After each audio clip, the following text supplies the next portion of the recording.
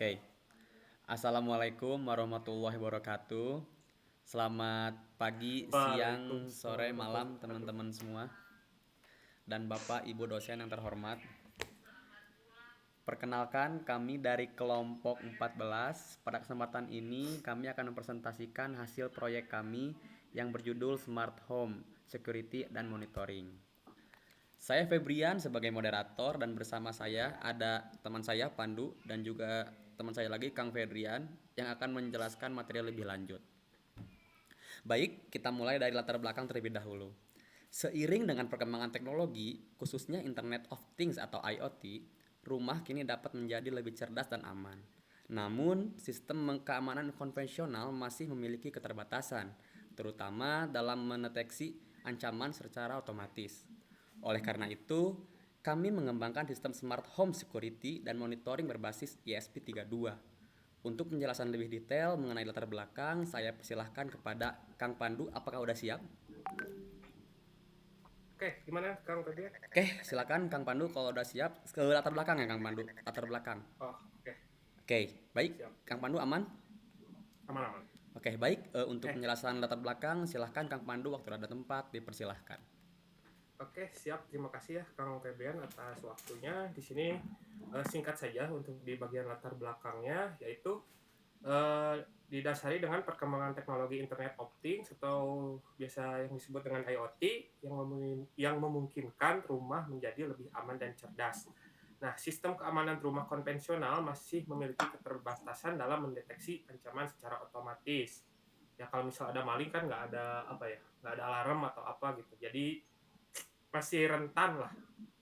Nah, oleh karena itu dibuat sistem Smart Home Security dan Monitoring menggunakan ISP32 untuk meningkatkan keamanan rumah secara otomatis. Seperti itu, Kang Febrian. Oke, baik. Terima kasih sekali Kang Pandu atas penjelasannya. Ya, tadi Kang Pandu mengenai latar belakangnya Kang Pandu. Oke, Betul. selanjutnya kita akan masuk ke rumusan masalah yang menjadi dasar dari pembuatan sistem ini. Baik, untuk rumusan masalah saya ke Kang Febrian. Apakah udah siap? Oke, Oke, silahkan Kang Febrian. di sini saya akan menjelaskan rumusan masalah. Di sini tuh ada bagaimana mendeteksi keberadaan objek mencurigakan di sekitar rumah. Lalu ada bagaimana memberikan peringatan saat ada ancaman. Lalu ketiga, ada bagaimana menampilkan status keamanan secara real time. Lalu untuk poin keempat, bagaimana mengontrol sistem keamanan secara otomatis. Mungkin segitu Kang. Saya kembalikan lagi ke Kang Ferdian. Oke, baik. Terima kasih tadi Kang Febrian ya mengenai tadi Ya, pembahasannya rumusan masalah gitu. Oke, kita lanjut aja. Habis ini langsung ke bagian selanjutnya yaitu ke bagian tujuan ya. Oke. Baik, selanjutnya untuk tujuan ini akan dibahas lagi oleh Kang Pandu. Silahkan Kang Pandu. Oke, terima kasih Kang Febrian. Nah, Yap. untuk tujuan di sini ada 5 ya untuk tugas kelompok kita kali ini, yaitu yang pertama membuat sistem keamanan rumah berbasis ESP32. Yang kedua mendeteksi objek menggunakan sensor ultrasonik. Yang ketiga menampilkan status keamanan pada LCD. Dan yang keempat memberikan alarm menggunakan buzzer dan LED. Dan yang terakhir poin kelima mengontrol pintu menggunakan servo motor. Seperti itu Kang Febrian. Oke, baik. Tadi dari Kang Febrian dan juga Kang Pandu tuh udah menjelaskannya tadi ya, kayak latar belakangnya, rumusan masalah, dan juga tujuan gitu. Sekarang kita boleh next lagi Kang Pandu. Oke, baik teman-teman yang di rumah dan juga Bapak Ibu dosen yang di rumah ataupun dimanapun berada, kali ini saya akan menjelaskan tentang manfaatnya gitu ya. Jadi di sini tuh manfaatnya ada yang pertama meningkatkan keamanan rumah dan yang kedua itu ada memberikan peringatan dini terhadap ancaman dan yang ketiga memantau kondisi lingkungan, keempat mengotomisasi sistem keamanan rumah dan kelima mengurangi risiko pencurian. Baik dari tadi itu kita udah ngebahas ya dari tadi penjelasan singkatnya aja materinya gitu ya. Sekarang habis ini kita akan lanjut ngebahas tentang teknisnya kali ya. Langsung teknisnya kali ya. Baik, untuk teknisnya bisa di Oh, udah. Kang Pandu ini ya yang share screen-nya ya. Betul Kang. Oke, sekarang boleh deh Kang Pandu dulu deh yang ngejelasin nih Kang Pandu gimana nih dari segi teknis gitu. Oke, untuk yang pertama di sini saya ingin menjelaskan dulu untuk terkait komponen yang digunakan. Yang pertama itu tentu saja ada ESP32. Nah, ESP32 ini adalah sistem microcontroller yang berfungsi sebagai pusat pengendali sistem. Nah, fungsinya dalam proyek ini itu ESP32 berfungsi untuk membaca data dari sensor ultrasonik, membaca suhu dari sensor DHT22, mengontrol servo motor, yang keempat mengaktifkan LED dan buzzer, yang kelima menampilkan data pada LCD, yang keenam mengatur batas jarak melalui potensiometer, dan secara keseluruhan peran utamanya yaitu sebagai otak utama sistem smart home yang mengatur seluruh proses kerjanya. Nah, yang kedua ada HCSR04 atau HCSR04. Nah, ini ya. Nah, ini itu sensor ultrasonik yang digunakan untuk mengukur jarak menggunakan gelombang suara ultrasonik. Nah, fungsinya dalam proyek ini itu untuk mendeteksi keberadaan objek, mengukur jarak antara objek dan sensor, mengirim data jarak ke ESP32. Peran utamanya yaitu sebagai pendeteksi objek mencurigakan di sekitar rumah. Lanjut, untuk perangkat selanjutnya yaitu ada DHT22. DHT22 atau temperatur sensor. Nah ya, untuk DHT22 ini fungsinya seperti pada definisinya ya, temperatur sensor yaitu mengukur suhu ruangan, menampilkan suhu pada LCD, memberikan informasi kondisi lingkungan, yang peran utamanya itu dalam proyek kali ini sebagai sensor monitoring suhu ruangan. Yang keempat, yang cukup penting ya, yaitu LCD 16x2 I2C. Nah, pengertiannya itu sebagai layar tampilan yang mampu menampilkan 16 karakter pada 2 baris. LCD ini digunakan untuk menampilkan status keamanan, menampilkan jarak objek, menampilkan suhu, menampilkan batas jarak. Peran utamanya yaitu sebagai media tampilan informasi sistem. Yang kelima ada servo motor. Nah, untuk servo ini adalah motor yang dapat bergerak pada sudut tertentu secara presisi. Nah, biasanya digunakan untuk membuka atau menutup mekanisme tertentu ya. Jadi dalam proyek ini karena ini implementasinya di rumah ya, jadi servo ini digunakan untuk menggerakkan pintu secara otomatis, membuka pintu saat ada objek, dan menutup pintu saat kondisi aman. Nah, peran utamanya yaitu sebagai penggerak mekanik sistem keamanan. Yang keenam ada LED. Nah, LED ini adalah komponen elektronik yang menghasilkan cahaya saat dialiri listrik. Fungsi dalam proyek ini yaitu digunakan untuk menjadi indikator visual bahaya menyala saat objek terdeteksi. Yang selanjutnya yaitu mati jika kondisinya sudah aman. Nah, peran utamanya yaitu sebagai indikator visual keamanan. Yang ketujuh, buzzer ya. Buzzer, bukan buzzer pemerintah, TTW. Ini adalah buzzer yang fungsinya itu sebagai komponen yang menghasilkan suara ketika dialiri listrik. Nah, buzzer ini digunakan untuk memberikan alarm suara, memberi peringatan bahaya, menarik perhatian pengguna, dan peran utamanya dalam proyek ini adalah sebagai alarm suara ancaman saat terdeteksi adanya ancaman. Oke, yang selanjutnya ada potensiometer. Nah, potensiometer ini adalah resistor variabel yang dapat mengubah nilai resistansi secara manual. Fungsi dalam proyek ini yaitu mengatur batas jarak deteksi, menentukan kapan alarm aktif, dan mengontrol sensitivitas sistem. Nah, peran utamanya yaitu sebagai pengatur batas deteksi jarak, atau nanti istilahnya tuh threshold lah, yang lebih seperti itu. Yang kesembilan ada resistor. Nah, resistor ini resistor 220 ohm yang fungsinya itu sebagai untuk membatasi arus listrik. Nah, fungsi dalam proyek ini yaitu membatasi arus ke LED, mencegah LED rusak, dan menjaga kestabilan rangkaian. Mungkin untuk penjelasan dari komponennya itu saja. Untuk selanjutnya dari sisi skrip dan juga prakteknya akan dilanjutkan oleh Kang Fedrian ya. Fedrian ya. Oke, Ya. Kang Fedrian. silahkan Kang Fedrian.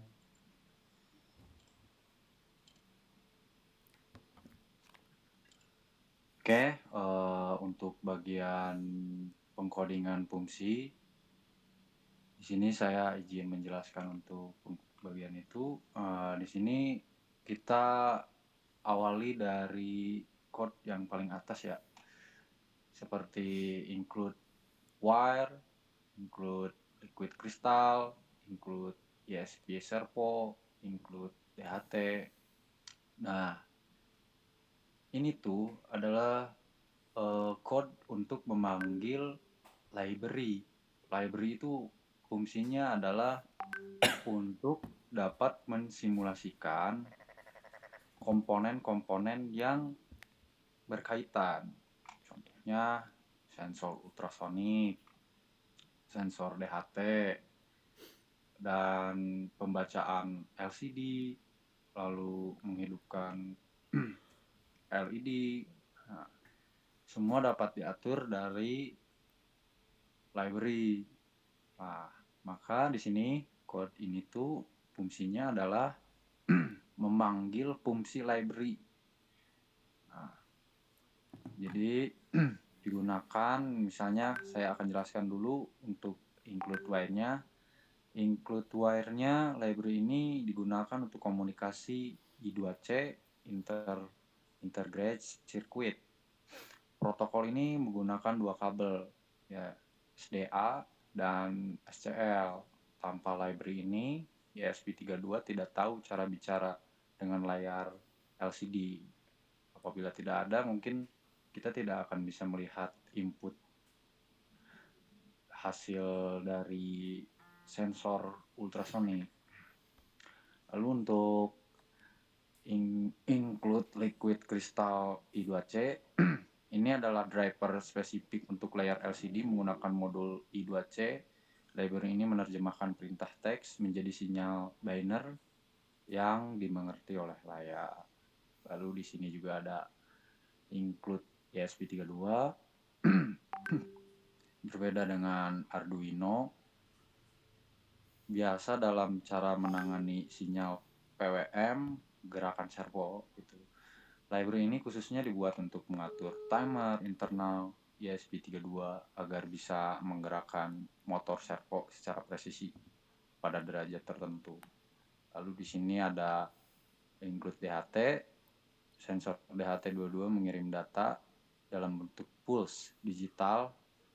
Nah, protokol satu kabel itu. Lalu library ini berfungsi untuk membaca pulse tersebut dan mengubah menjadi angka suhu yang kita tahu adalah Celsius. Lalu kita tarik ke bawah. Di sini ada liquid crystal I2C LCD. Jadi di sini tuh adalah untuk membuat objek bernama LCD 0x27.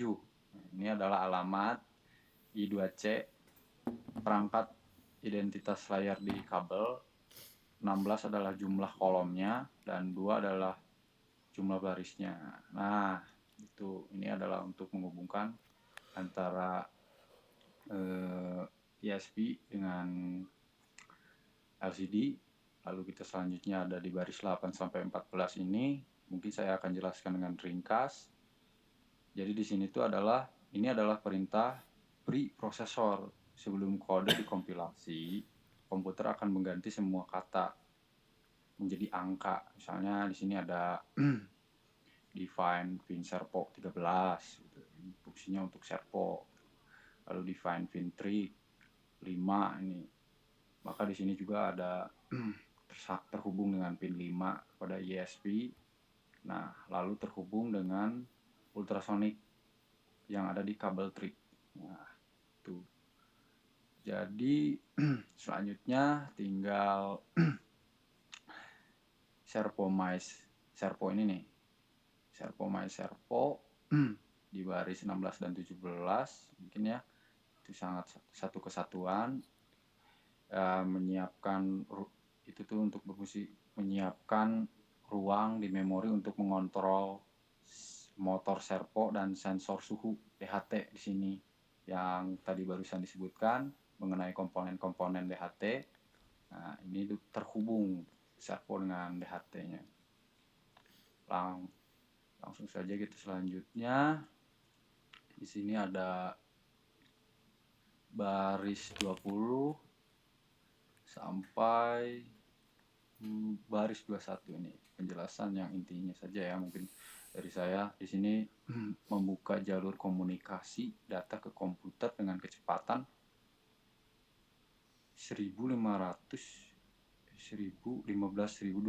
bit per detik. Jadi ini digunakan agar kita bisa memantau isi pikiran ESP32 di serial monitor. Nah, lanjut yang 21-nya itu ya, where begin. Nah, memberitahu ESP32 bahwa jalur komunikasi I2C atau SDA ada di pin 21 dan SCL ada di pin 22. Kayaknya seperti ini. Lalu lanjut ke LCD init di sini di baris 22 ya. 22 init melakukan riset pada controller LCD agar siap menerima data, dan backline menyalakan lampu latar layar agar bisa kelihatan di LCD-nya. Jadi agar LCD berfungsi menyala. Nah, ini fungsinya LCD init. Lalu di sini juga ada di baris 24 sampai 28. Di sini pin mode. Ya, kita sebut adalah output sama inputnya nih. Mengatur arah alur listrik. Arus listrik. Output berarti ESP32 mengirim listrik keluar untuk LED buzzer. Itu jadi fungsinya buat output. Kalau misalnya jaraknya sudah ditentukan, misalnya di sini 20 cm atau 100 cm, maka otomatis akan bersuara si buzzer dan LED-nya. Nah, input berarti ESP32 menerima sinyal dari luar untuk sensornya, dari sensornya itu. Lalu untuk baris ke-29 my servo attach. Nah, ini menghubungkan pin 13 ke fungsi kontrol motor servo agar siap menerima perintah derajat. Lalu lanjut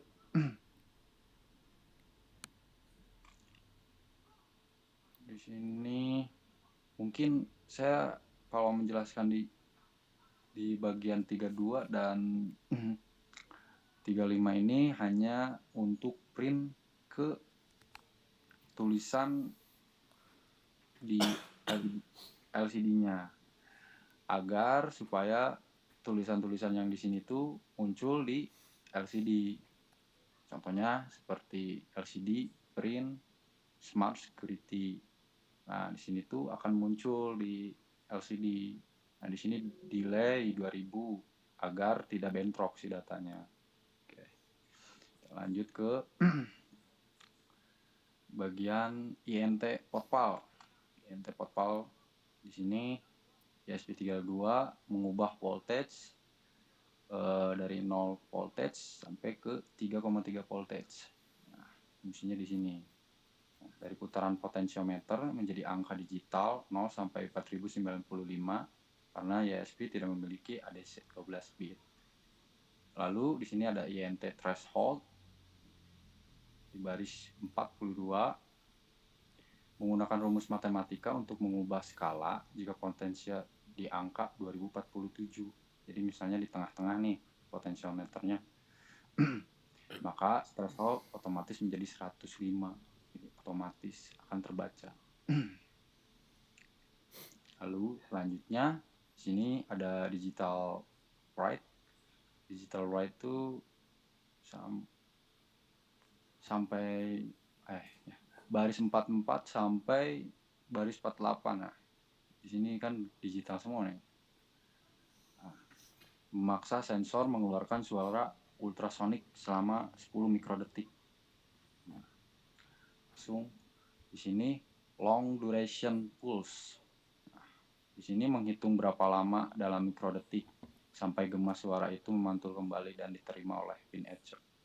Nah, di sini ada pin echo, itu komponennya dari ultrasonik. Saya lanjut lagi di plot distance. Plot distance di baris 50. Di sini kecepatan suara adalah 340 ms atau 0,034 cm karena suara menempuh jarak bolak-balik pergi dan pulang, maka hasilnya dibagi 2 gitu di sini. Nah, ini fungsinya saya ibaratkan kalau cara kerja teknisnya itu adalah ultrasonik mengeluarkan suara, lalu suara itu akan kembali, misalnya di dalam ruangan itu. Nah, dari suara yang dikeluarkan akan muncul gema. Apabila gemanya itu akan dihitung oleh duration. Nah, durationnya itu akan dibaca oleh echo. Jadi, maka itulah cara kerjanya.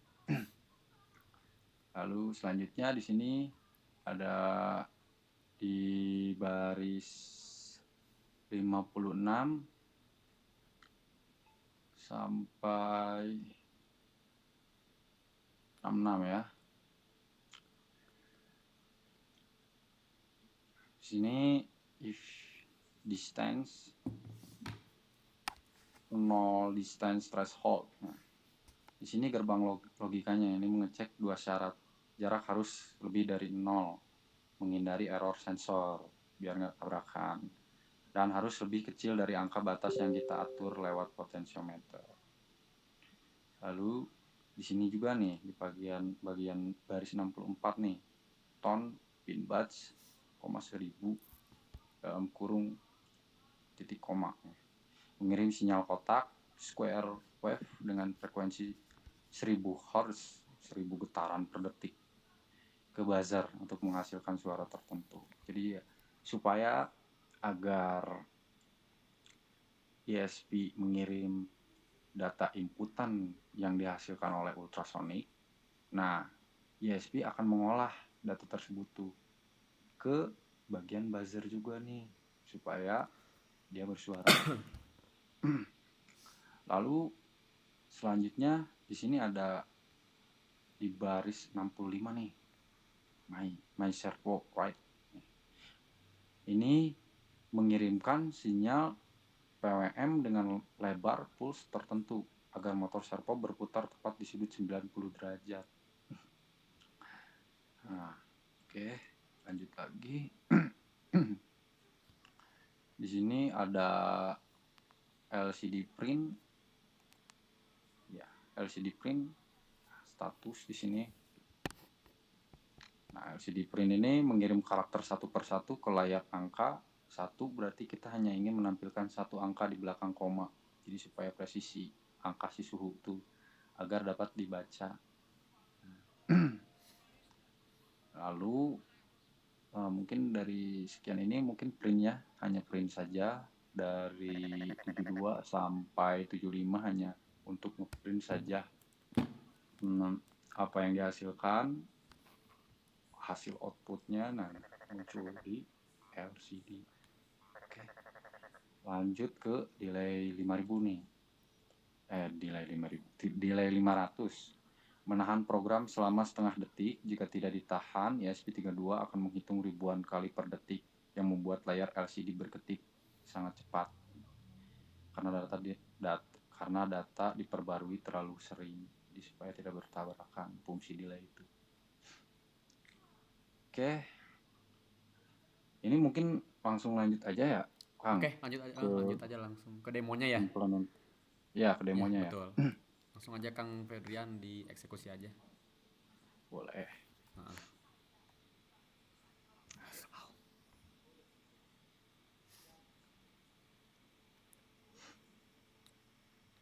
Oke, sini udah jalan ya.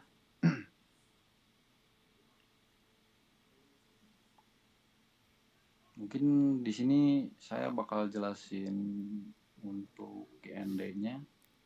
Kenapa ibaratnya setiap kabel negatif itu semua terpusat di GND. Karena GND itu adalah acuan atau pusat dasar nilai supaya si input juga benar, lalu outputnya juga akan menghasilkan data yang akurat.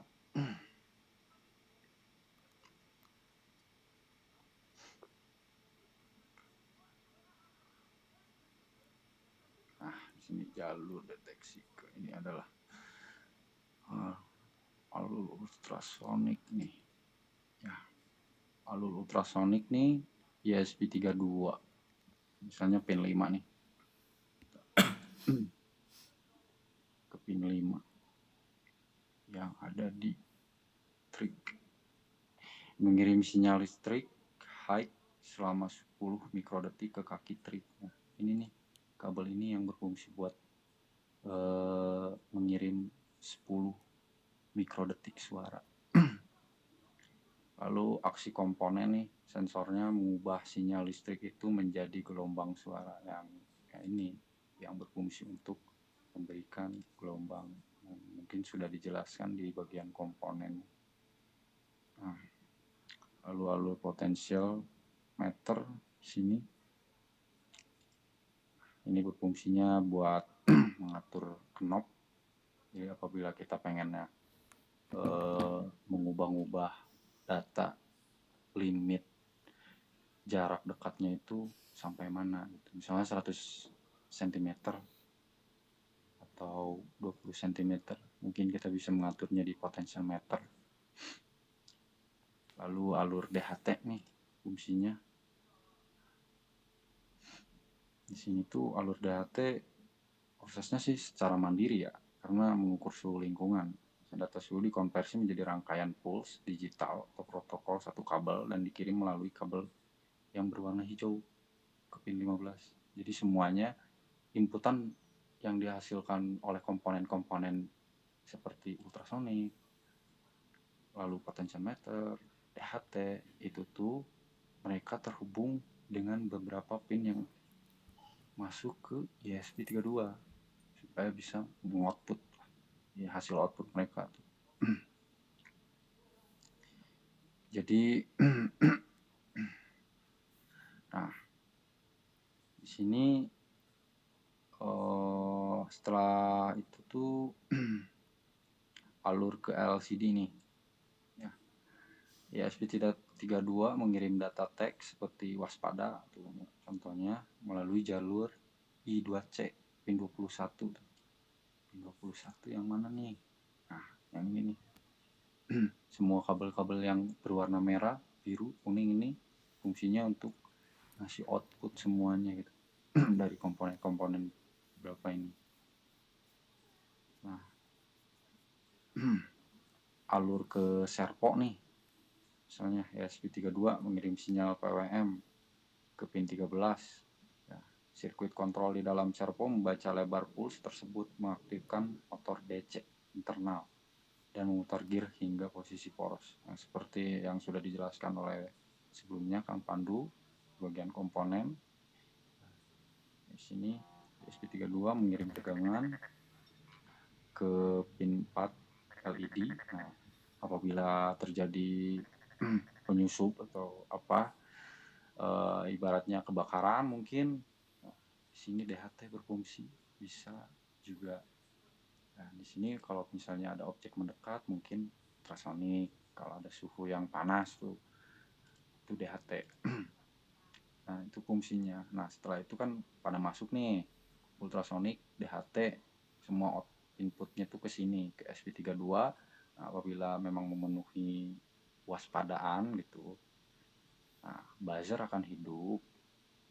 Nah, yang ini juga melalui resistor semua, lalu ke LED itu. Alur listrik melewati resistor dulu untuk masuk ke LED agar tidak putus sinyalnya. Frekuensi menggetarkan kepingan piezoelektrik ke dalam buzzer untuk menciptakan suara alarm. Oke, mungkin saya langsung demo aja. Di sini kita atur suhu dulu deh ya, temperaturnya kita kurangin. Turun tuh 15.4C.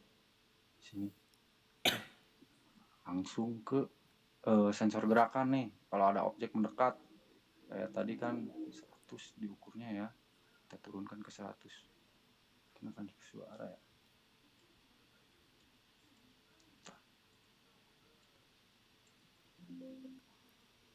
Coba deh 20.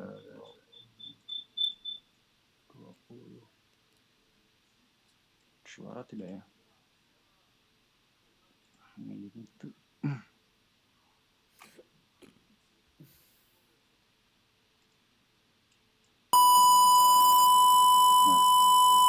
ini baru diatur ulang lagi ya. Nah, saya ubah ini dulu deh.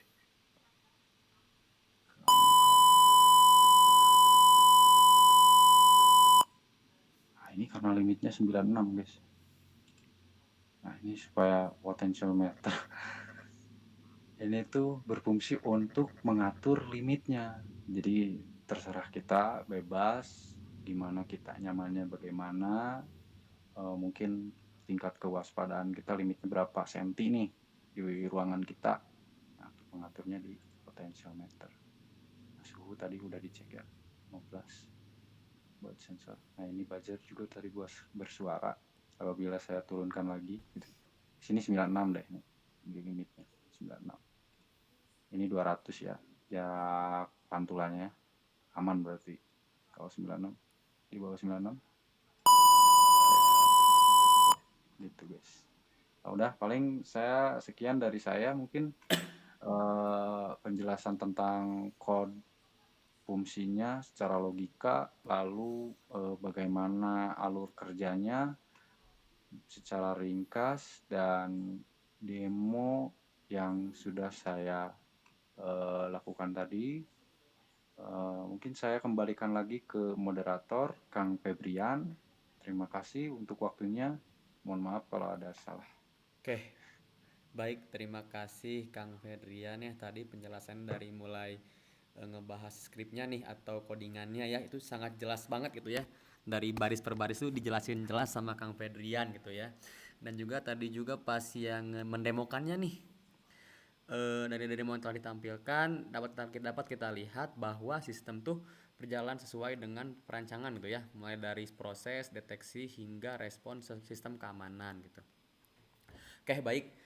Sebagai penutup, kita simpulkan bahwa sistem Smart Home Security dan Monitoring berbasis ESP32 ini mampu meningkatkan keamanan rumah dengan cara mendeteksi objek secara otomatis, memberikan peringatan dini, serta menampilkan kondisi secara real time gitu ya.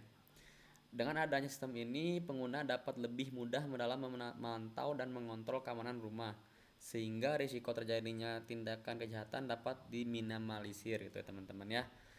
Kami berharap sistem ini dapat dikembangkan lebih lanjut agar menjadi solusi yang lebih optimal dan dapat diterapkan secara luas.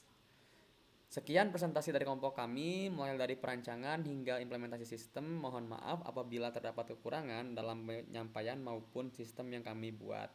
Terima kasih atas perhatian teman-teman semua dan juga Bapak dosen. Kita tutup aja. Wassalamualaikum warahmatullahi wabarakatuh. Selamat malam semua teman-teman. Selamat malam, selamat siang, dan selamat pagi. Boleh Kang Pandu di stop screen aja ya. Teman-teman, kita stopin dulu ya si recordnya ya.